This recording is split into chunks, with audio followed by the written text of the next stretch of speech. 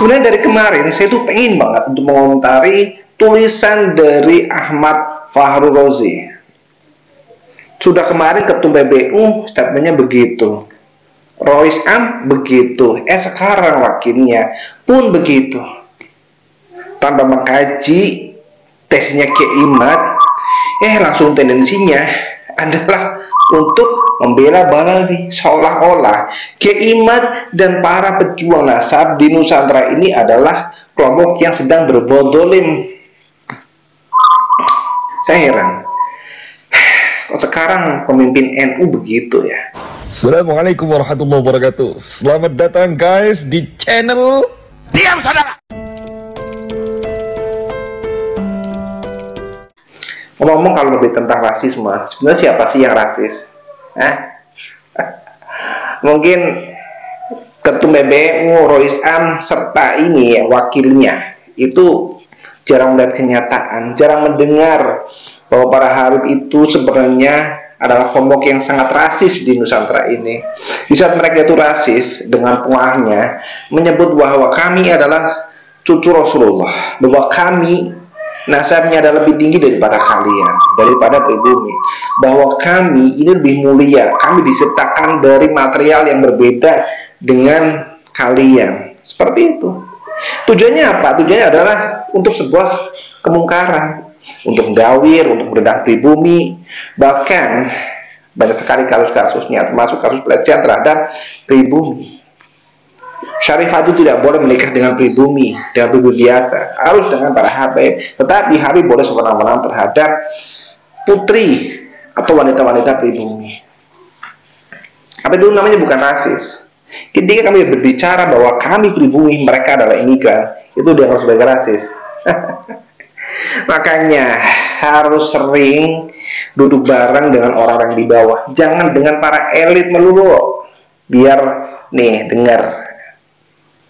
Iya, makanya ketika mereka dari kelompok Balawi kami cenderalkan, mereka itu bukan Rasul, bukan tanpa dasar ya. Kiai Maduddin itu membuat tes itu bukan tanpa dasar, melainkan sudah dengan kitab-kitab nasab. Iya, referensinya banyak. Bahkan dari sampling beberapa Habib keturunan Balawi itu tes DNA-nya berhaplogrup G, artinya DNA dari Yahudi Askenazi.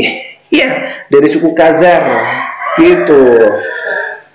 Kalau memang Ahmad Fahruzi ini ada seorang dokter, harusnya ketika Kiai Maduddin itu di dalam membedah nasab Habaib Balawi ini dengan ilmiah, harusnya di dalam menyikapi masalah ini dengan ilmiah juga. Tidak hanya dengan katanya kiai kita, kata ulama kita. Tidak boleh seperti itu. Kalau itu menciptakan otak untuk berpikir, dan kemudian pikiran kita itu dipakai untuk masalah-masalah seperti ini. Bukan hanya katanya, tetapi dengan ilmu. Kuliah sampai ke Yaman itu buat apa? Kalau tidak untuk mencari ilmu, dan ilmu itu digunakan untuk kemaslahatan. Iya, jadi percumalah kalau Allah itu menciptakan otak, tapi otak itu tidak digunakan untuk berpikir. Itu percuma, mubah otaknya. Kemudian jejak DNA itu jelas dari sampling beberapa Habib Balawi itu jelas DNA-nya itu berhaplogrup G. Jadi kalau mau mengatakan bahwa wah itu hanya sekedar guyonan atau ngarangnya dari Kimat, hello, otak itu tuh berpikir. Iya, ulama-ulama kita kalau kepada para santri itu keras, pada kiai-kiai pribumi, kiai-kiai deso itu keras, seolah kiai-kiai yang di pusat itu kiai-kiai yang paling alim, paling hebat. Nyatanya duduk bareng dengan Habaib seperti kerupuk disiram santan. Ya, seperti kerupuk kena air, lembek, sholatan berdaya. Para Habaib nasib itu jelas-jelas terputus. Iya, jelas terputus, didukung dengan DNA. DNA Kanjeng Rasul tidak akan mungkin tertukar. Allah menciptakan DNA, ya, menciptakan gen itu. Ini salah satu jawabannya sekarang. Ketika sekelompok orang yang mengaku sebagai turah Rasul, ini jawabannya. Allah itu tidak menciptakan material yang ada di dalam tubuh itu dengan percuma. Ada manfaatnya. Iya, seperti ini manfaatnya. Harusnya dari jajaran PBNU ini ya sebagai pemimpin harusnya mengayomi warga NU. warga Nahdliyin itu diayomi umatnya, diayomi jamaahnya. Kalau ada masalah begini, masalah nasab, PBNU kan punya Ba'su Masail ya, sudah Kemat dan rekan-rekan itu dipanggil, Robi itu Alawi itu dipanggil, duduk bareng, adu data dan lakukan tes DNA. Itu baru fair, itu namanya orang tua. Konsisten para Habib ini jelas-jelas mengerikan. Iya, jelas-jelas membahayakan integritas negara, membahayakan kebinekaan. Mereka selalu menganggap mereka itu adalah kelompok yang eksklusif. Banyak sekali pribumi itu yang dijelas sebagai budak. Bahkan yang namanya para mukhibin ini itu seolah siap mati untuk membela majikannya. Jadi pemimpin ini tidak boleh penakut. Iya, jangan hanya keras kepada pribumi, kepada kiai kampung, kepada para santri, tapi lemah kepada para habaib. Jangan penakut lah. Saya yakin kalau para petinggi-petinggi dari PBNU ini dulu terlahir pada zaman Habib Utsman bin Yahya, saya yakin mereka ini pasti akan ngeblok, lebih memilih berteman dengan Habib Utsman. Iya, dan tidak akan berani untuk melawan mereka, melawan Habib Utsman, melawan penjajah. Iya, saya yakin seperti ini saja sudah jelas-jelas zaman teknologi, mengakses informasi itu lebih mudah. Iya, saya yakin mereka itu akan menjadi bagian dari Habib Utsman dan para penjajah Belanda. Namanya penakut. Seperti masih layak jadi para petinggi PBNU. Apa nggak malu sama Mbah Hasyim Asy'ari, sama Mbah Wahab, sama pahlawan-pahlawan kita yang terdahulu? Apa tidak malu? Mereka dulu berdarah-darah, mengorbankan nyawa, harta itu untuk melawan para penjajah.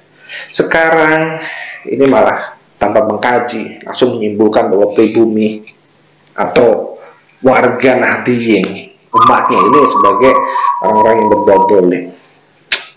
Payah ini, payah. Saya meyakini tulisan dari Kiai Mat itu memang sudah ditakdirkan untuk dimunculkan saat sekarang. Ya kebetulan saja kedolian para Habib itu sudah berlangsung selama 500 tahun. Dan konon ketika setiap 500 tahun kebohongan-kebohongan yang mengatasnamakan Pak Rasulullah itu akan terungkap. Dan saya yakin sekarang di Nusantara saatnya para Habib Balawi itu rungkat. Ya karena mereka telah berbohong atas nama Rasulullah. Ya, dan siapapun yang membela kebohongan, saya yakin, hakul yakin, ainul yakin bahkan, mereka adalah kelompok-kelompok yang nantinya bakal ikut terungkap bersama penggugatan para pembohong yang mengatasnamakan Rasulullah. Saya yakin itu. Ajaran halu macam apa yang diajarkan oleh mereka? Kanjeng Rasul saja melakukan Isra Mi'raj itu hanya sekali, dan itu adalah untuk mendapatkan perintah sholat. Nah kalau pakai muqaddam yang tak siapa itu Mi'raj ke langit dalam satu hari itu sebanyak 70 kali, dapatnya apa? Hasilnya apa? Bisa dijelaskan. Dan itu jelas-jelas bukan ajaran ahli sunnah wal jamaah Nahdliyah. Ya kalau dari para petinggi-petinggi NU meyakini bahwa yang dikatakan atau yang diajarkan para Habib itu adalah sebuah kebenaran, harus meyakini bahwa pakai muqaddam yang telah melakukan Mi'raj selama 70 hari itu adalah benar. Silahkan. Berarti ini adalah kelompok yang sudah keluar dari ajaran ahli sunnah wal jamaah, khususnya Nahdliyah. Mau meyakini seperti apa? Jadi intinya, sebagai orang tua di jajaran PBNU itu harus bijak, rangkul semuanya dari kelompok Himad dengan Robitul Alawiyah, duduk bersama, diadakan debat adu data, kemudian lakukan tes DNA.